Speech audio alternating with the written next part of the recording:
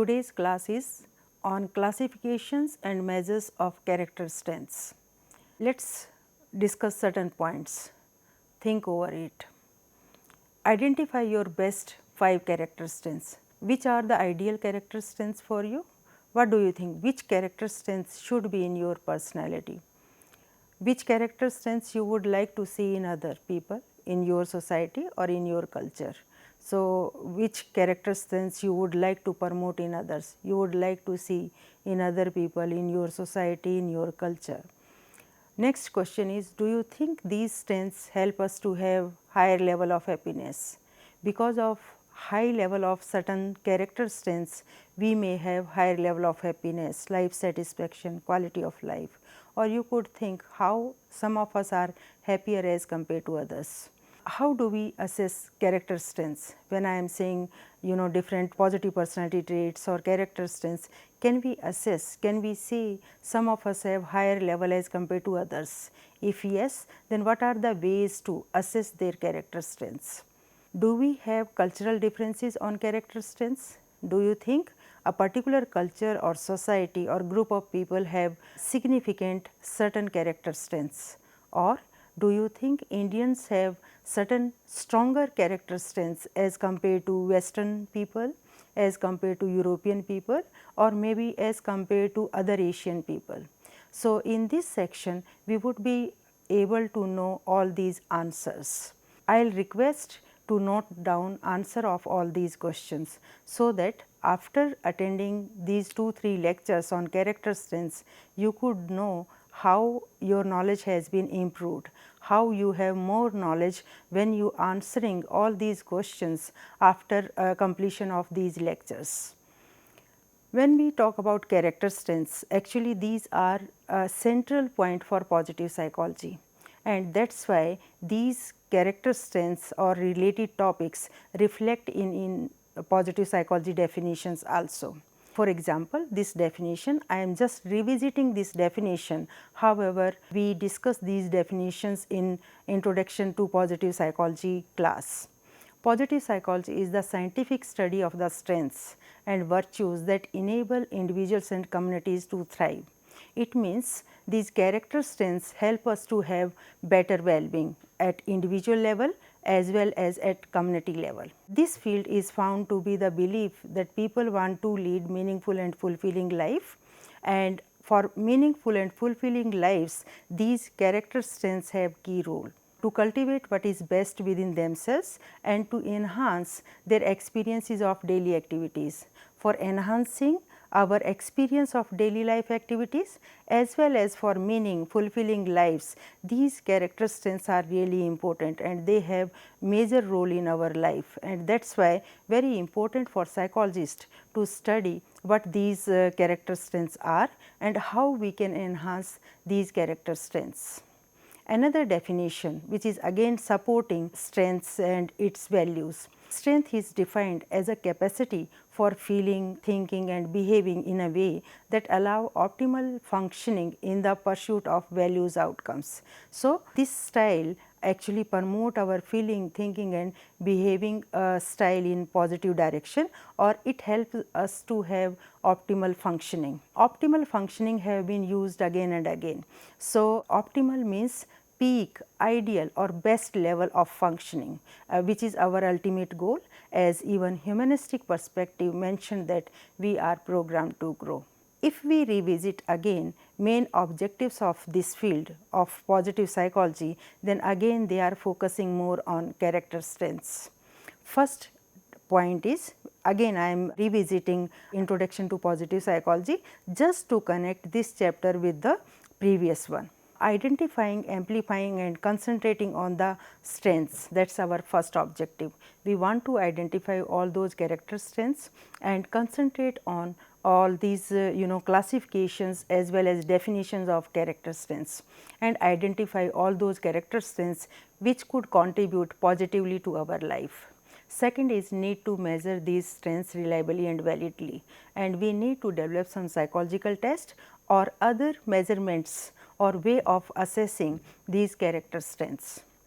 Third one is develop test and validate interventions to build these strengths. How we can enhance level of these character strengths, that is our third target, in which we promote intervention programs and we want to study reliability and validity as well as effectiveness of those intervention programs which could work for us, which could help us to have better level of character strengths.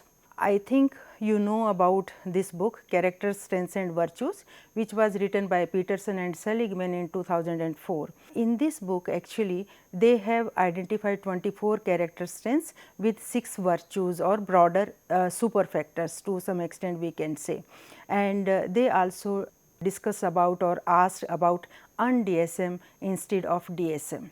The development of the character strengths and virtues handbook represents the first attempt on the part of the research community to identify and classify the positive psychological traits of human beings, and they suggested to have un-DSM instead of DSM-5. As I discussed in the previous class, DSM-5 means Diagnostic Statistical Manual for Mental Disorders, which has 5th edition right now, and we have a number of abnormal disorders documented in this manual. On the other hand, we do not have any manual which is describing positive personality traits, which is describing virtues and character strengths. So, in this book, Peterson and Seligman suggested to have manual in which we could have character strengths and virtues list, and we could identify this is the list of positive personality traits or character strengths or virtues.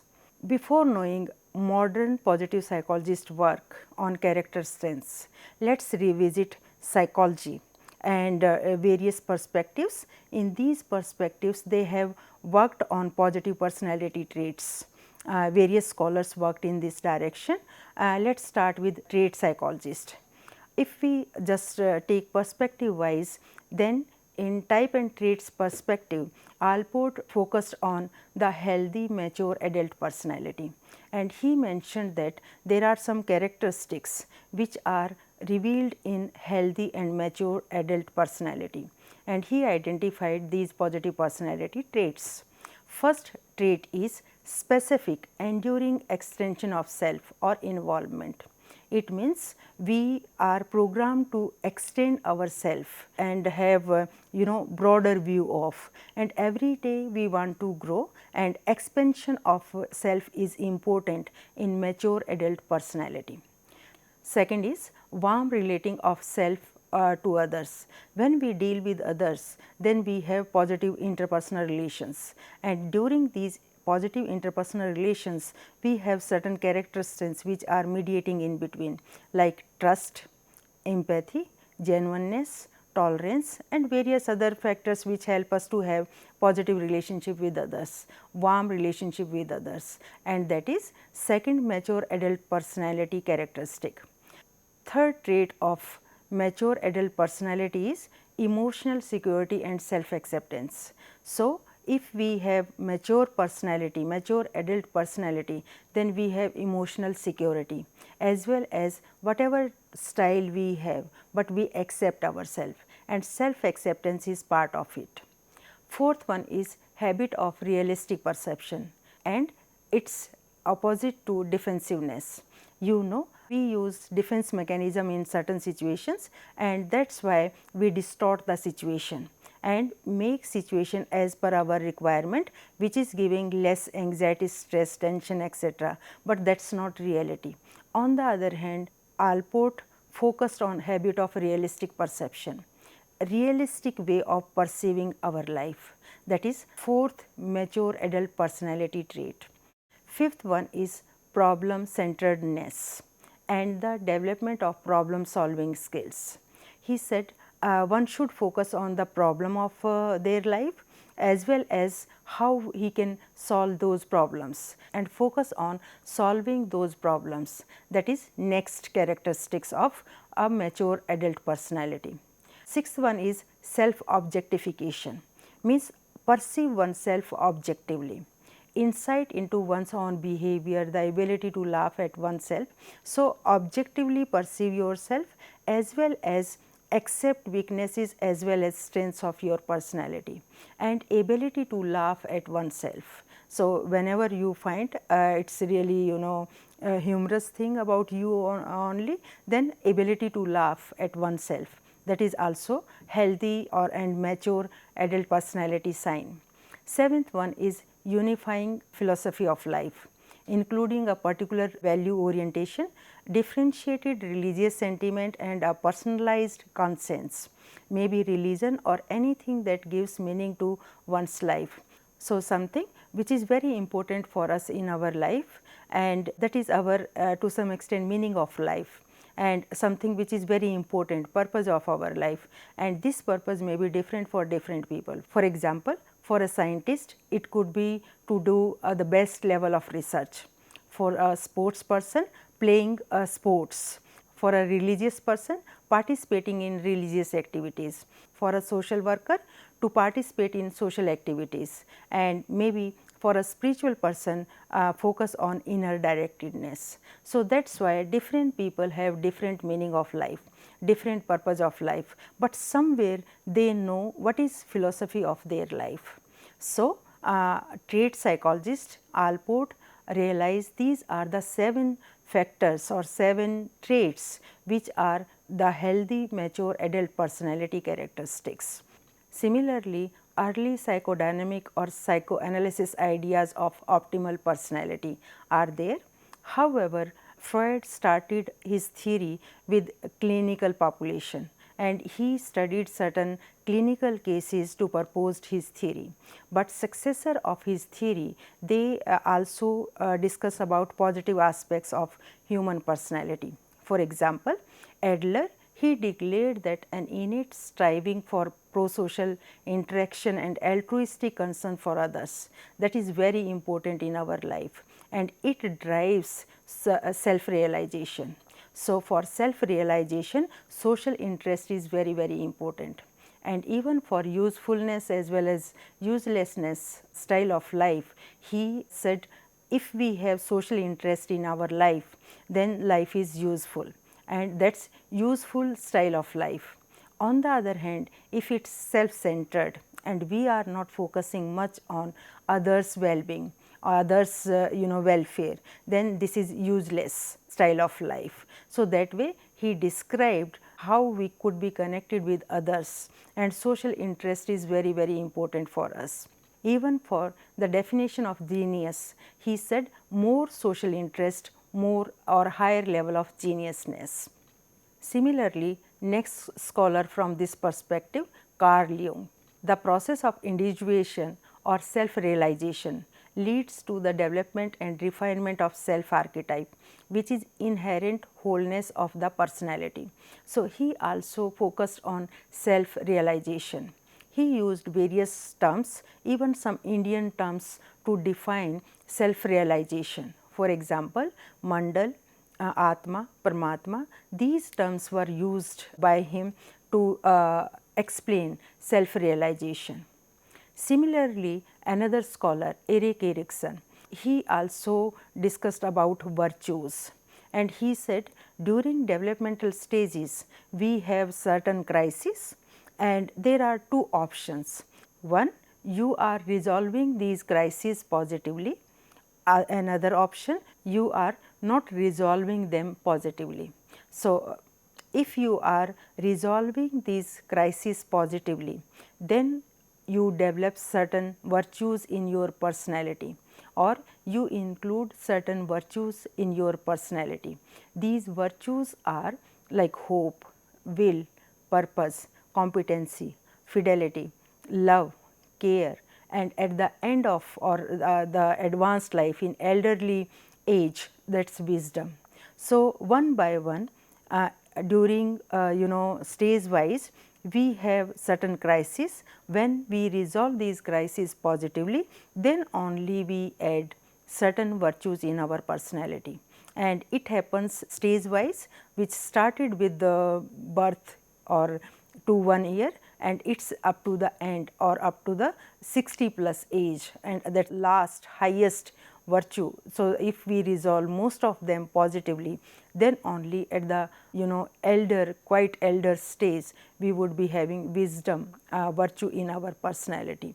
So, like that, they did not talk directly about positive personality traits, but in their theory some positive aspects of human personality reflect, and they guide us to have certain points to discuss positivity in human behavior, like social interest, self realization, or positively resolved crisis in which we add certain virtues in our personality, like hope, will, purpose, competency, fidelity, love, care and wisdom, etc.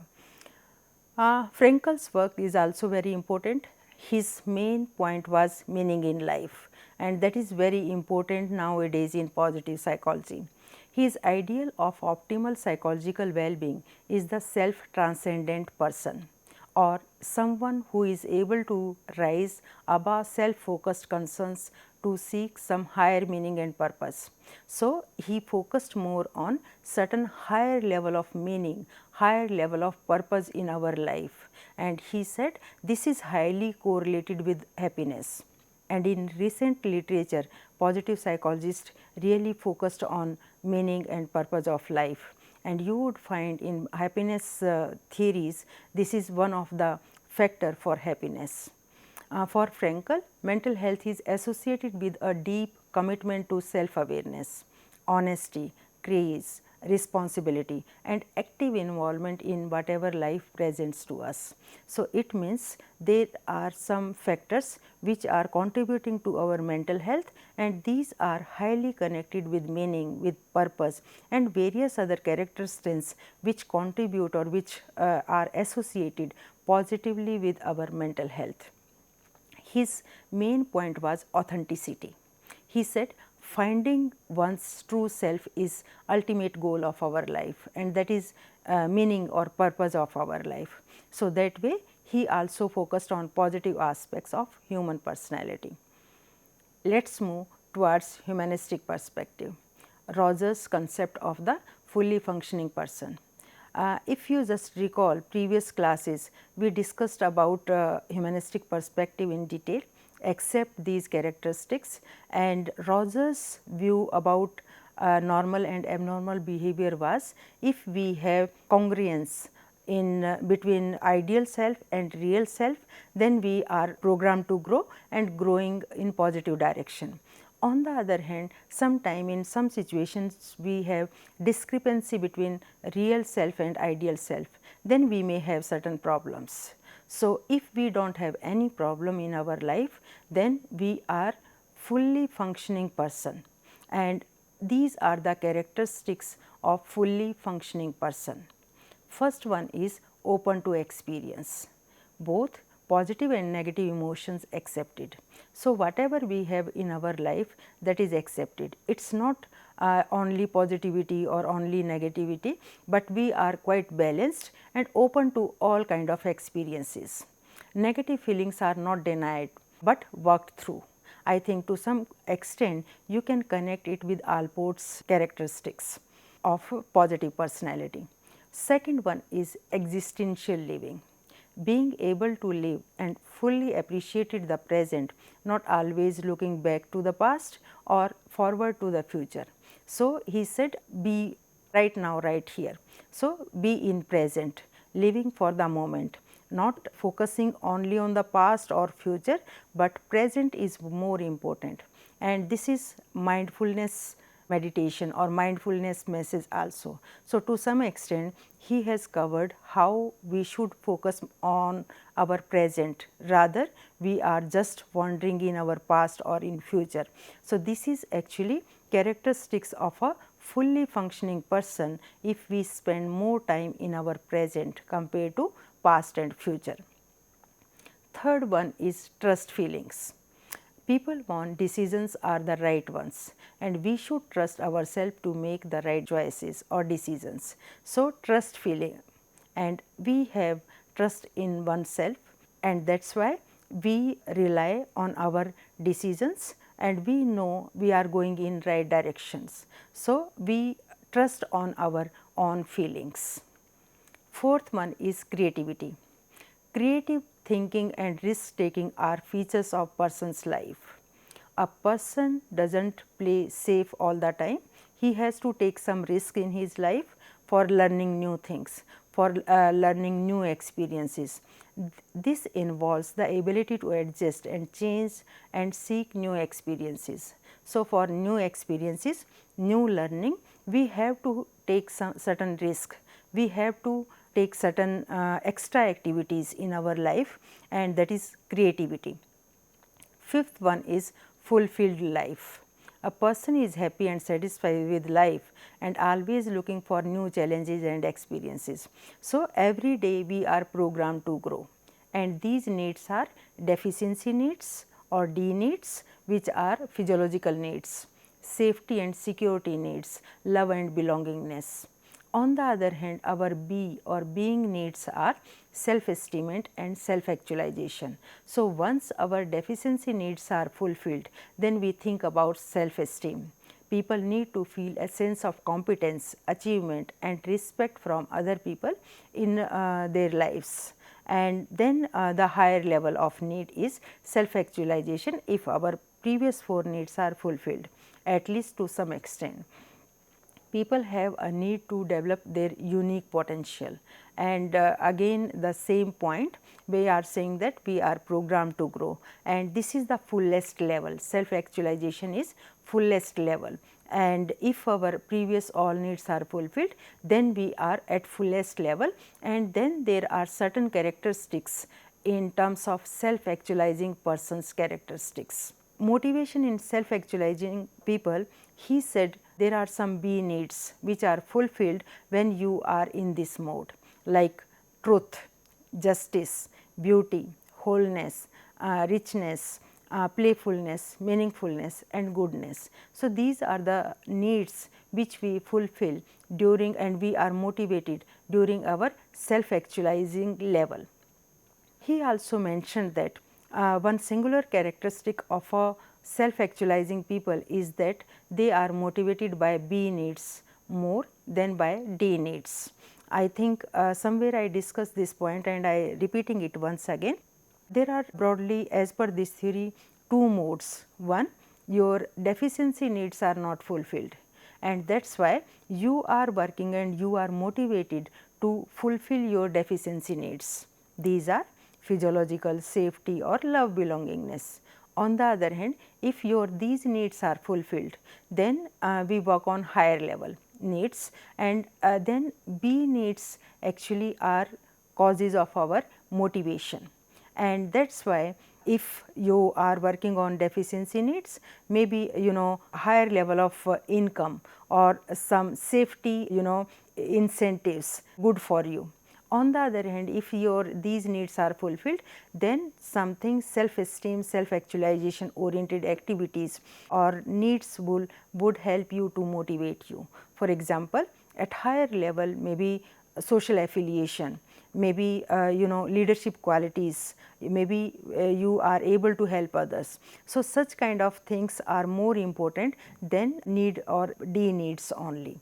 So, that is why again I am repeating, there are two modes then. If your deficiency needs are not fulfilled, you would be more motivated for these needs. On the other hand, if your these needs are fulfilled, then you need something related to self esteem, self actualization kind of need which motivate you to have higher level of or something very interesting in your life. After this theory, hierarchy of needs, he identified self actualizing people's trait, and in this case he identified there are 50 personality traits. So, he identified 15 personality traits, and he mentioned that these are not necessary. Every self actualizing person he studied showed evidence of all 15 traits, but some of these traits must be there, and he actually studied some people, and on the basis of his results he identified these are self actualizing people's traits, but not necessary to have all 15 in each and every one.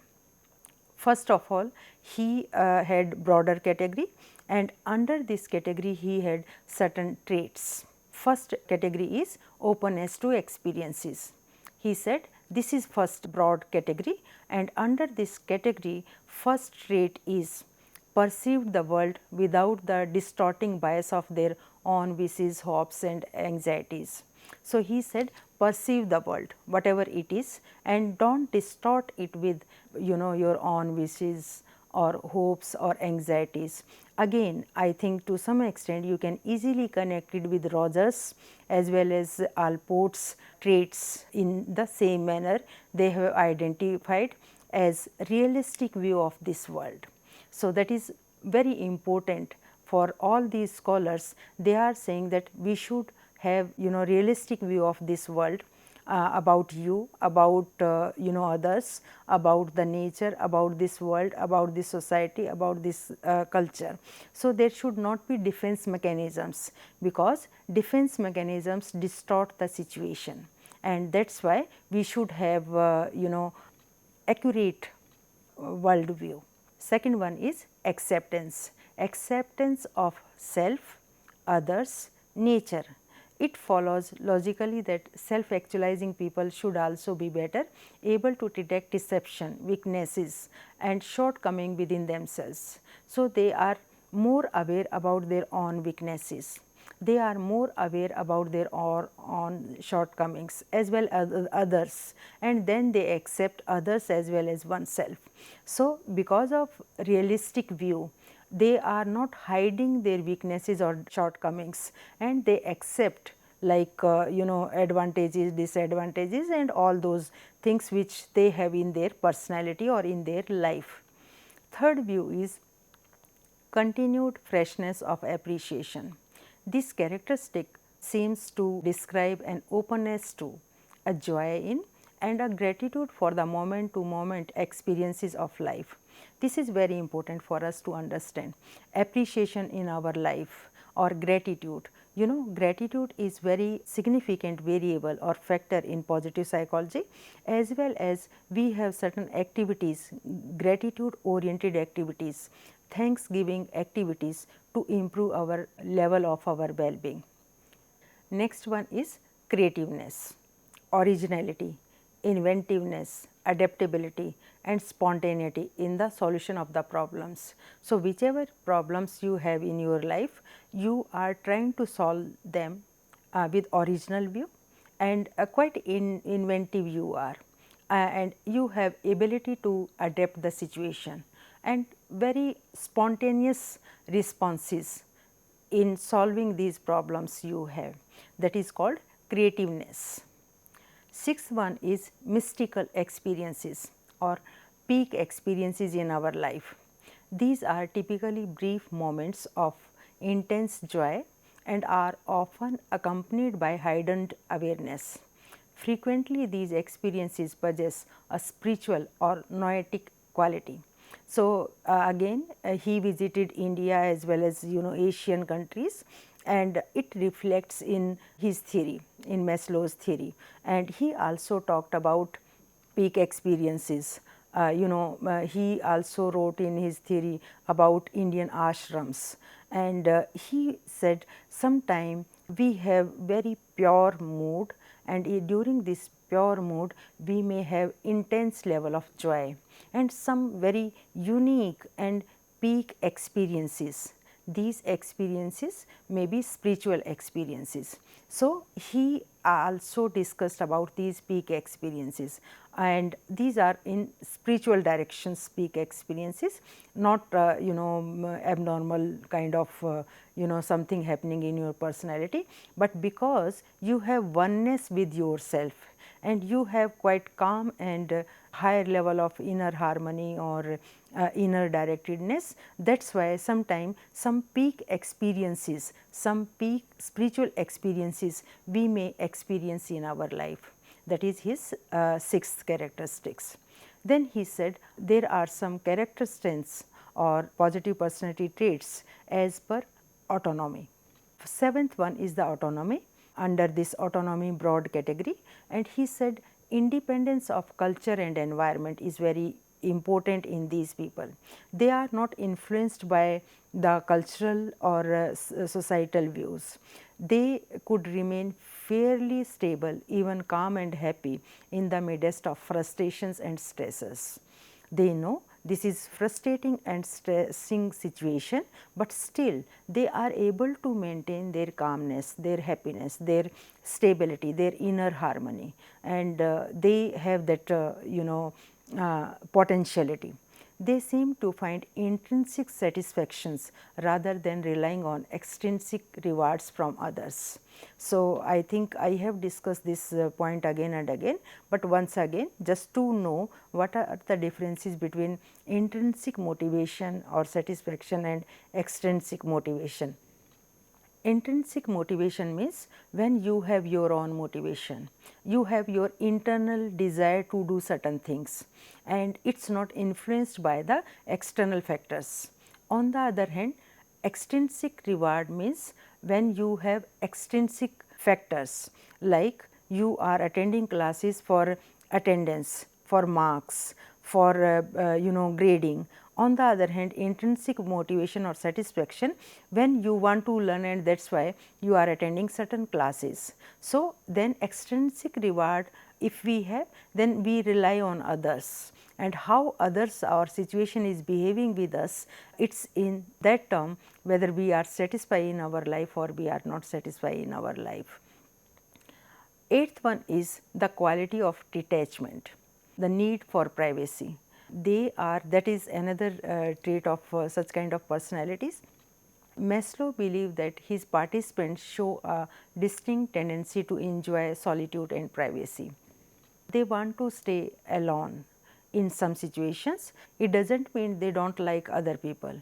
They like other people, but in some cases or in some situations, in some mood, they want to have privacy and solitude or aloneness, where they are connected with themselves. In Indian religious literature also we talk about asakt, anasakt, and anasakt to some extent can be connected with this detachment. I will discuss this point when we will discuss Indian constructs, how these are contributing to positive psychology.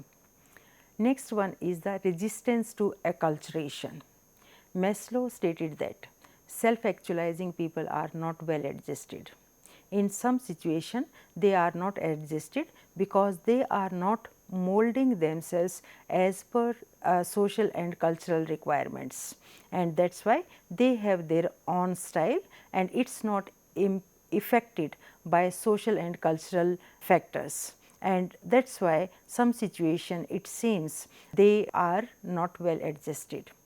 They lived in their society usually without overt rebelliousness or unconventionality, but their inner attitudes and beliefs were not shaped and dominated by the masses from that society. So, that is why they have their unique style which they have appreciated in their personality, but that is not influence of a given society or culture, and that is why because of this unique style of their behavior, sometimes it seems people are not well adjusted of this category. Next group of traits is under positive relationships with others. Under this category, he used a German term which means community feeling. Maslow deliberately borrowed the term social interest from his mentor Adler, and he said this is very important to have in such kind of persons, and people appreciated this quality.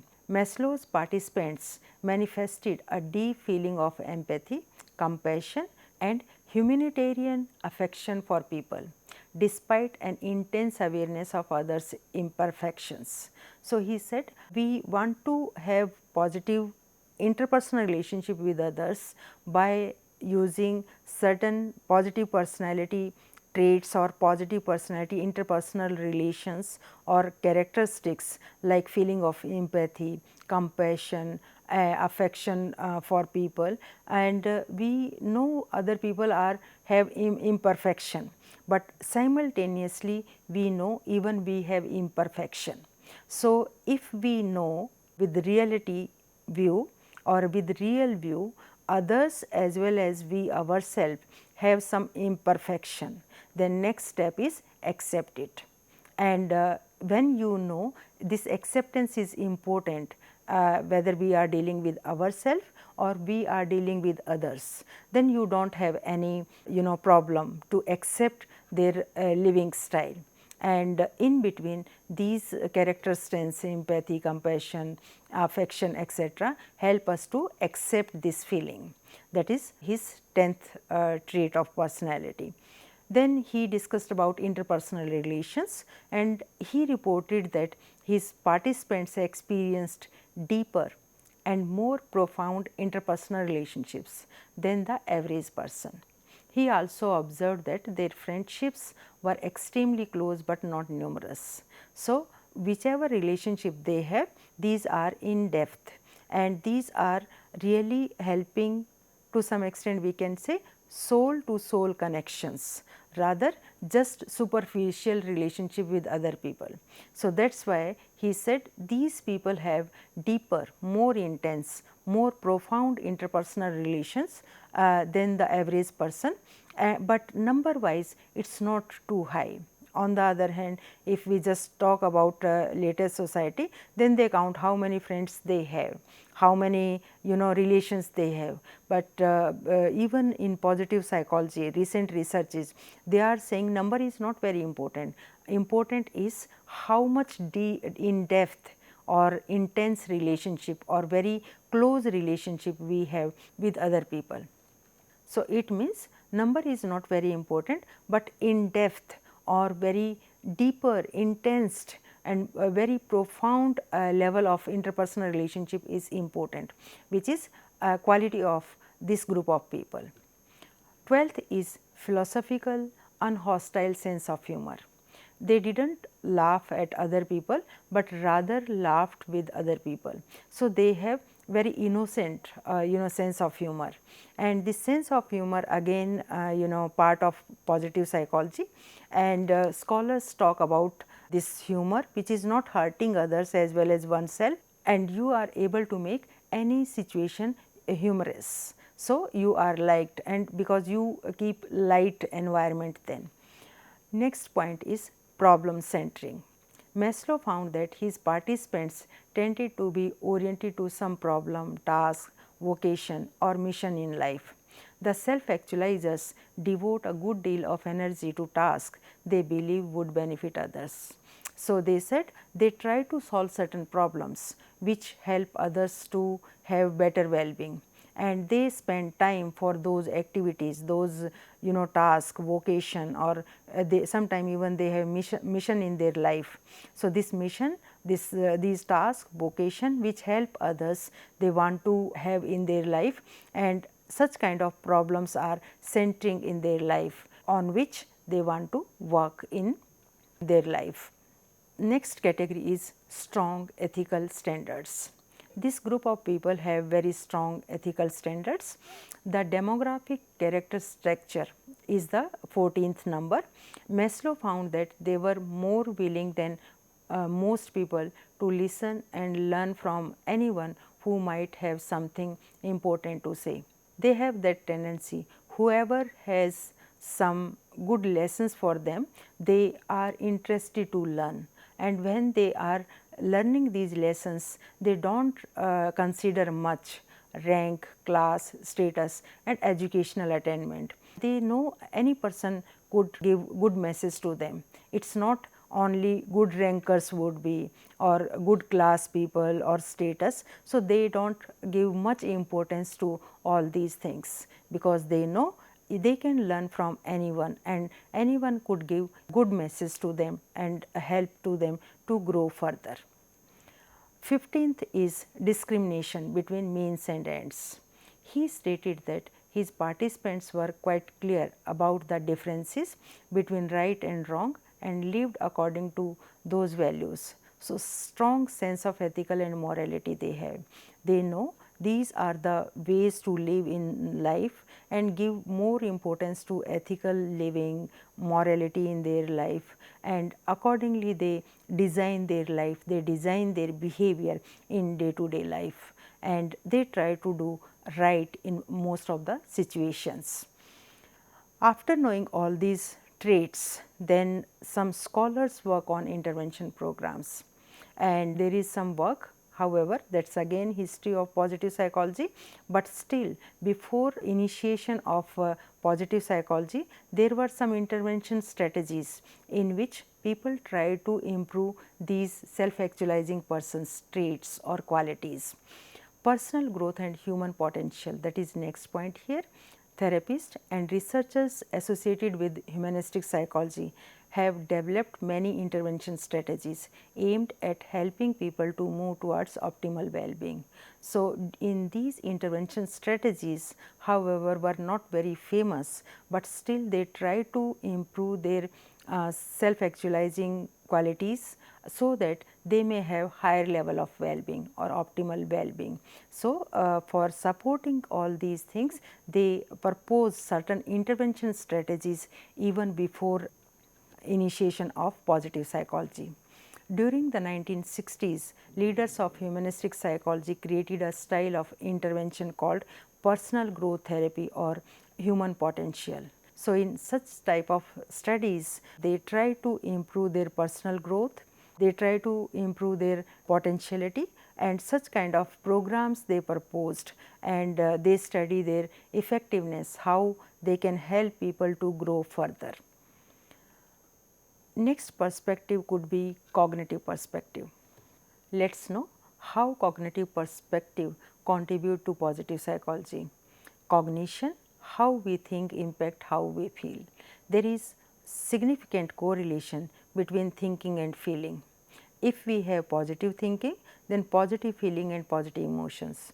If we have negative thinking, then negative feeling and negative emotions broadly we have, and there is significant correlation or connection between two. That is why even in cognitive therapies, we try to change maladaptive thinking style so that we could reduce negative feelings and emotions among people. So, that is why thinking process is very important, and if we have positive thinking process, then it is contributing positively to us. Not only cognitive psychologists, but even religious spiritual leaders as well as other specialists focus on thinking processes. For example, Gautam Buddha said, "We are what we think." And similarly, with our thoughts, we make the world within. So, that is why thinking process or positive thinking process is again very important, and it can be part of character strengths. Thank you. We will keep this topic continue in the next class.